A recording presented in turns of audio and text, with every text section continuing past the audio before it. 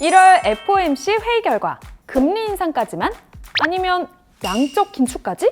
지난 25일에서 26일 이틀간 이뤄진 FOMC 회의에서 오는 3월 기준금리 인상을 예고했습니다. 파월 의장은 노동시장을 위협하지 않고도 금리를 인상할 수 있는 여지가 많다고 생각한다라고 언급해 향후 금리 인상 속도가 빨라질 수 있음을 시사했는데요. 공식적인 금리 인상 발표는 2018년 12월 이후 3년 만입니다. 기준금리는 통화정책 기조를 조정하는 주요 수단이라며 테이퍼링 종료와 양적 긴축 시기에 대해서도 금리 인상이 시작된 후에 이뤄질 예정이라고 밝혔죠. 이 발언은 FOMC 회의 직후까지만 해도 간만에 상승세를 보이던 뉴욕 증시에 찬물을 끼얹었습니다.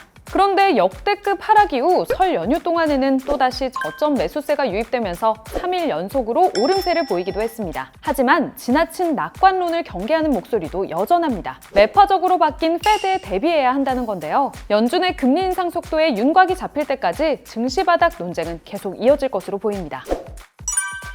MSCI가 뭐길래? 세계 최대 주가지수 산출기관인 MSCI에서 선진국 주식시장에 상장된 종목으로 구성된 MSCI 선진국 지수. 이 지수에 편입된 국가는 명실상부한 선진 주식시장으로 인정받는데요. 지난달 25일 정부는 2022년 대외 경제정책 추진 전략을 공개하며 국내 증시의 MSCI 선진국 지수 편입을 위해 본격적으로 나섰습니다. 가장 먼저 기존 오전 9시부터 오후 3시 30분까지였던 국내 외환시장 개장 시간을 외환거래 중심지인 런던 외환시장에 맞춰 다음날 새벽 1시까지 연장하는 방안을 검토 중인데요. 해외 금융회사들이 국내 외환시장 마감 후 환전곤란 등을 불편사항으로 제기한 데 따른 조치입니다. 또한 해외 금융기관이 국내 외환시장에 직접 참여하는 방안도 고려 중인데요. 현재는 고객이 직접 은행에 전화를 걸어 거래하는 방식이 일반적이지만 외환거래 전자화 프로그램이 도입되면 가격 정보를 실시간으로 확인하고 주문 체결을 할 수 있게 됩니다. 정부는 2월 중에 외환시장 개편안을 수립하고 MSCI와 본격적인 협의를 추진한다는 방침인데요. 우선 오는 6월 MSCI의 관찰국 리스트에 등재되는 것을 목표로 하고 있습니다.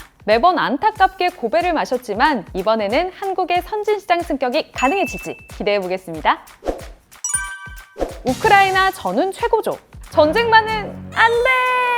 최근 우크라이나와 러시아 간의 군사적 긴장감이 최고조에 다다르고 있습니다. 미 국무부는 우크라이나 주재 대사관 가족에게 철수 명령을 했고 러시아와 우크라이나에 대한 여행 경보를 4단계 중 최고인 여행 금지로 강화했습니다. 게다가 미국은 러시아에 대한 금융 제재나 인근 국가의 미군 파병을 넘어 러시아의 우크라이나 침공 시 반도체 공급을 중단한다는 강력한 압박 수단을 마련하고 있는데요. 미국의 기술은 반도체 생산 어디에나 쓰이기 때문에 이 같은 제재는 러시아에 매우 큰 영향을 미칠 것으로 보입니다. 또한 대러 반도체 수출을 막을 경우 반도체가 쓰이는 소비자 제품 가격의 상승과 수급 불안을 초래할 수 있는데요. 이에 반도체 수출국인 우리나라는 물론 전 세계 공급망에 영향을 주고 경제에 악영향을 끼칠까 우려되고 있습니다. 주요국들의 통화정책 정상화가 빨라지는 데다 러시아, 우크라이나의 지정학적 리스크까지 겹치면서 국내 증시는 긴장감 속에 오르고 내리기를 반복하고 있는데요. 전쟁과 같은 악재는 그만! 하루빨리 원만하게 합의가 되기를 바라겠습니다.